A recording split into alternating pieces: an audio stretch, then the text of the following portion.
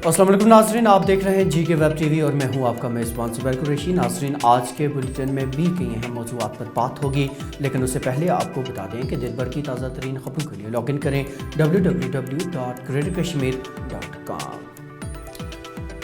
नाज़रीन, weekend lockdown में तोसी किए जाने के बाद आज पूरे जम्मू कश्मीर में बाद दोपहर सख्त पाबंदियाँ नाफिज कर दी गई। यह पाबंदियाँ तमाम गैर ज़रूरी खिदमात और कारोबारी इदारों के लिए सोमवार सुबह 6 बजे तक जारी रहेंगी। कोरोना वायरस के पेश नज़र जम्मू कश्मीर में वीकेंड लॉकडाउन में तोसी करने का फैसला चीफ सेक्रेटरी अरुण कुमार मेहता ने कल मौजूदा सूरत हाल की तफसीली जायजा मीटिंग के बाद लिया। ये हुकूमत का फैसला है तो पैंडेमिक का मसला है तो इसमें तो कोई मुखालफत नहीं कर सकता है। इंसानी जानों को बचाने का इसमें तो कोई मुखालफत कर ही नहीं सकता है, इंसानी की जानों को बचाने का वाला।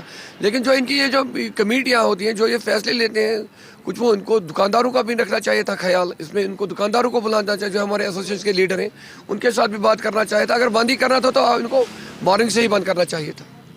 जम्मू कश्मीर में कोरोना वायरस के मामलात में इजाफे के बीच शिफायाब होने वाले मरीजों की तादाद में भी इजाफा दर्ज हो रहा है, जबकि हुक्काम ने एक बार फिर लोगों से कोविड गाइडलाइंस पर सख्ती से अमल करने की अपील की है। इसी बीच ओमिक्रॉन के हवाले से सोशल मीडिया पर तरह तरह की बातों के बीच आज हमने मुनासिब जाना कि लोगों खासकर अमराज कल्ब में मुब्तला मरीजों को जानकारी फ्राहम की जाए। जी के वेब टीवी ने वादी कश्मीर के सरकर्दा माहिर कल्ब डॉक्टर उपेंद्र कौल से बात की। उनका क्या कहना था, आइए देखते हैं।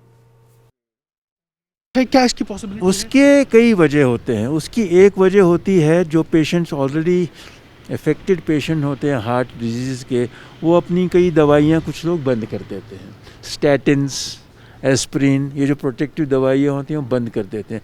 दूसरा है कि all the infections of this kind are inflammatory in nature. वो सूजन लाते हैं, इन्फ्लेमेशन लाते हैं, और हार्ट अटैक, स्ट्रोक का सबसे इम्पॉर्टेंट कॉज होता है इन्फ्लेमेशन।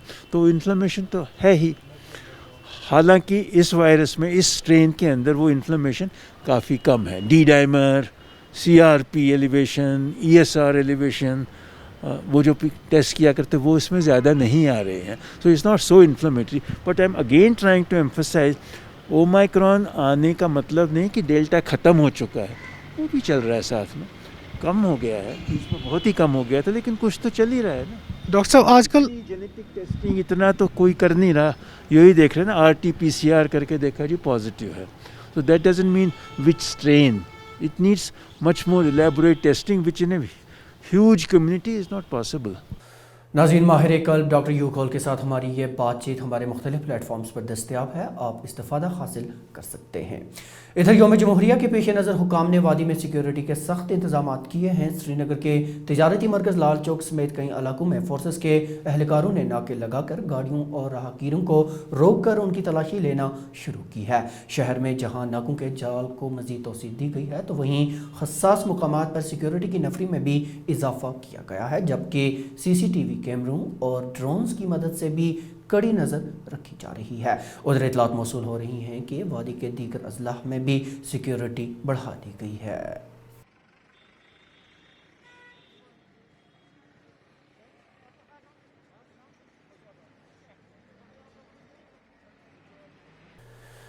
नाज़रीन, ज़िला इंतज़ामिया श्रीनगर ने गुज़श्ता रोज़ आले कदर श्रीनगर में पेश आई आतिशज़दगी के मुतासरीन के लिए फौरी तौर इमदाद फ्राहम करने का फ़ैसला किया है। याद रहे कि शहर ख़ास के आले कदर इलाके में आतिशज़दगी के दौरान 5 रिहायशी मकान जलकर खाकसार हो गए थे, जबकि इस हादसे में 4 अफराद शदीद ज़ख्मी हुए थे, जिनमें एक खातून बाद में ज़ख्मों की ताब न लाकर चल बसी थी।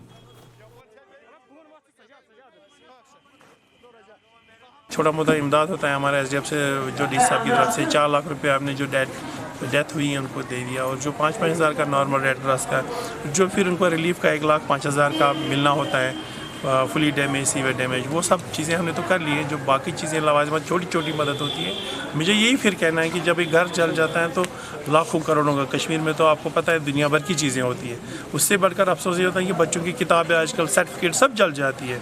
100 चीज़ें होती हैं हर घर में, उसकी भरपाई हो ही नहीं सकती है, इमदाद थोड़ी सी हो सकती है, लेकिन खुदा सबको बचाए। कि मुझे यही अपील आपसे करूँगा, सब लोगों को, गांव शहर, गांव में भी ऐसा होता है कि शाम को ये विंटर के आयाम में कम से कम ख्याल रखें कि शाम को जब सोए, बच्चे बूढ़े सब नज़र रखें कि जो चीज़ इस्तेमाल करता है नींद तो मौत है, नींद आ गई तो वो चलता रहता है, तो दूसरे दिन मुसीबत सामने आ जाती है। तो आग को बचाएं, वारदात को बचाने के लिए हम सबको मुहतात रहना है। तो नाज़रीन, अभी खित्ता पीर पंचाल के राजौरी से ये खबर सामने आ रही है कि राजौरी में ट्रांसमिशन लाइन को थना मंडी के मुकाम पर नुकसान आया है। इतलात ये मौसूल हो रही हैं कि वहाँ पर लैंडस्लाइडिंग हुई थी और लैंडस्लाइडिंग के चलते जो 400 kV ट्रांसमिशन लाइन है वो नुकसान से दो चार हुई है।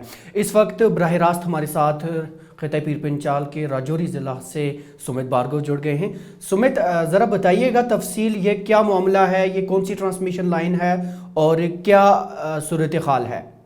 देखिए सुबह, जो ट्रांसमिशन लाइन है दरअसल ये 400 किलोवाल्ट की Samba Amargarh satellite transmission line के नाम से इसको जाना जाता है। दरअसल ये एक नई ट्रांसमिशन लाइन बिछाई गई थी कुछ साल कबल, जो कि पंजाब से आती है, लेकिन इसे नाम सांबा अमरगढ़ का दिया गया था और ये स्टेरलाइट नामी एक कंपनी की तरफ से बिछाई गई थी और अभी भी इसका जो पूरा काम काज है वो स्टेरलाइट कंपनी ही देखती है।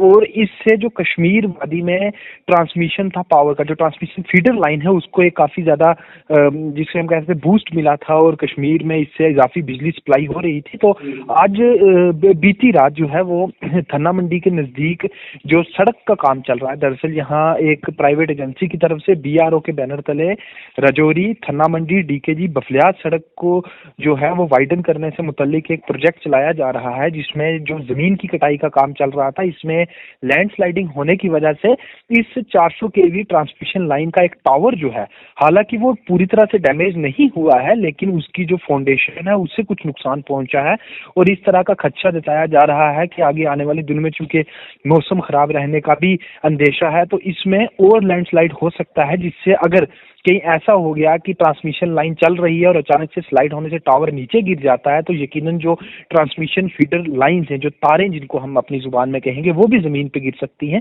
जो कि किसी बड़े हादसे की वजह बन सकती है। तो इसलिए इस ट्रांसमिशन लाइन को फिलहाल बंद किया गया है। और जो अभी मेरी कुछ ही वक्त पहले वहाँ कुछ जो सरकारी मुलाजमीन थे उनसे बात हुई, उन्होंने कहा कि जो प्राइवेट कंपनी है जो अभी भी इस फीडर लाइन को पूरी तरह से मैनेज कर रही है, उसकी टीम यहाँ पे पहुंच चुकी है और एक नज़दीकी टावर पर अब इस ट्रांसमिशन लाइन को शिफ्ट करने का पूरा जो प्रोसेस है, जो अमल है, वो चलाया जा रहा है। लेकिन चूंकि ये जी सुमित, जैसे आपने कहा कि वहाँ के जो कंसर्नेड ऑफिसर्स हैं उनके साथ आपकी बात हुई, तो क्या कुछ बताया उन्होंने, कब तक ये ठीक होने के चांसेस हैं? देखिए, चूंकि ये जो सरकारी महकमा है उसके कामकाज में ये ट्रांसमिशन लाइन नहीं है, इसे अभी भी जो है वो प्राइवेट कंपनी ही मैनेज कर रही है जो स्टेरलाइट नाम की है। लेकिन चूंकि एग्जिस्ट किया जा रहा है, कुछ हद तक तहावुन सरकारी अफसरान की तरफ से दिया जा रहा है, तो उन्होंने साफ बताया कि ये 400 kVA की ट्रांसमिशन लाइन है और इतनी बड़ी ट्रांसमिशन लाइन को एक टावर से दूसरे पे उसके कंडक्टर्स को शिफ्ट करना एक बड़ा अमल है और इसमें कुछ दिन लगने का अंदेशा है। और इससे मुतालिक उनका साफ कहना था कि फिलहाल जो ऑफिशियली 10 दिन का वक्त मांगा गया है प्राइवेट कंपनी की तरफ से, लेकिन 10 दिन से पहले ही उम्मीद है कि ये ट्रांसमिशन लाइन जो है ये शिफ्ट की जाएगी। लेकिन चाहे वो 10 दिन हो या उससे कुछ कम, लेकिन तकरीबन 1 हफ्ते के करीब वक्त लगने का पूरा इम्कान है, क्योंकि जो ये टावर्स हैं ये 400 kVA लाइन के काफ़ी बड़े टावर्स हैं। अगर आप जो दीगर टावर्स होते हैं 133 kVA लाइन के, उसकी बनिस्बत ये काफ़ी बड़े टावर्स हैं और ये थन्ना मंडी के ऊपरी पहाड़ों पर वाक़या है, जिसकी वजह से वहाँ जी तरह से अमल चलाना मुश्किल बना। जी सुमित, तो हम ये मान के चलें कि आने वाले 10 दिनों के दौरान पावर की जो सप्लाई है वो इससे मुतासिर रह सकती है। हमारे साथ बात करने के लिए बहुत बहुत शुक्रिया। तो नाज़रीन, पावर के हवाले से बात जारी रखते हुए आपको ये भी बता दें कि कुछ माह कबल महकमा बिजली के मुलाजमीन और हुकूमत के माबैन हुए फैसले के बाद आज JNK power employees and engineers coordination committee के कन्वीनर इंजीनियर सचिन टिकू ने हुकूमत से वादे के मुताबिक उनके मसाइल के अजाले का मुतालबा किया। जी हाँ नाज़रीन, जम्मू में एक प्रेस कॉन्फ्रेंस के दौरान उन्होंने हुकूमत को 15 दिनों का वक्त देते हुए मुतनबा किया कि उसके बाद की सूरत हाल की तमाम तर जिम्मेदारी हुकूमत की होगी।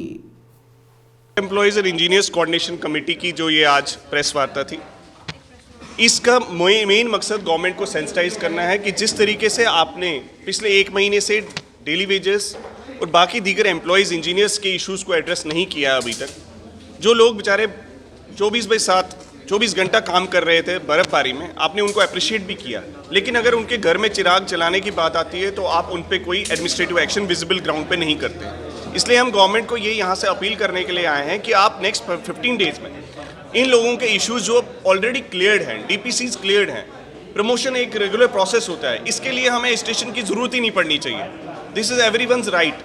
अगर पीडीडी में सिर्फ ये स्टक हो रहा है तो इसके लिए गवर्नमेंट को मंथन करना चाहिए कि ऐसा क्यों हो रहा है। अगर हर एक फाइल जो है चीफ सेक्रेटरी साहब के पास भेजी जाएगी और एज ए एडवाइज़र वो एग्जामिन कराएंगे जीएडी से, जो कि एक अलग से पैरेलल एडमिनिस्ट्रेशन जो है एडमिनिस्ट्रेटिव डिपार्टमेंट के अगेंस्ट बनती जा रही है। मीन्स हर एक प्रपोजल जो है अगर जीएडी के 15 दिन वहाँ पे भी लगेंगे, 15 दिन हमारे एडमिनिस्ट्रेटिव, फिर बाद में चीफ सेक्रेटरी साहब के पास भी लगेंगे, तो हमारे 2 महीने तक तो सिर्फ फाइलें घूमती रहेंगी। तो इस चीज़ को हमने जो प्रैक्टिकली देखा 1 महीने में, हम पूरा ग्राउंड पे काम करते रहे, हम इन चीज़ों को फॉलो करते रहे। इसलिए हम गवर्नमेंट को फिर से सेंसिटाइज करने के लिए आए हैं कि आप इस चीज़ को हल्के में ना लें, और गवर्नमेंट को बार बार ये कहना चाहते हैं कि हम 5 तारीख को फिर से अपना रिव्यू लेंगे कि हमारे केसेस का क्या हुआ है। अगर हमें लगेगा कि हमारे केसेस जो के त्यों हैं, तो हम लोगों के बीच में फिर से जाएंगे और लोगों को पूछेंगे कि हमारा रजिस्ट्रेशन मोड क्या होना चाहिए। और आखिर में ये खबर कि जम्मू में आज इंडियन आर्मी में भर्ती के ख्वाहिशमंद नौजवानों ने एहतजाज करते हुए तहरीरी इम्तिहान मुनक्किद कराने की मांग की। एहतजाज कर रहे नौजवानों का कहना था कि उन्होंने आर्मी भर्ती के लिए ग्राउंड टेस्ट पास किया, लेकिन अभी तक उनका तहरीरी इम्तिहान मुनक्किद नहीं हुआ। उन्होंने मज़कूरा इम्तिहान जल्द अज जल्द मुनक्किद कराने की मांग की। अब तक की खबरों में नाज़रीन इतना ही, लेकिन इजाज़त लेने से पहले आपको बताते चलें कि जीके वेब टीवी का ये खबरनामा ग्रेटर कश्मीर की ऑफिशियल वेबसाइट पर दस्तयाब है। साथ ही आप इसे यूट्यूब, फेसबुक, इंस्टाग्राम और ट्विटर हैंडल पर भी देख सकते हैं। ज़ुबैर कुरैशी और जीके वेब टीवी की पूरी टीम को दीजिए इजाज़त। खुदा हाफ़िज़।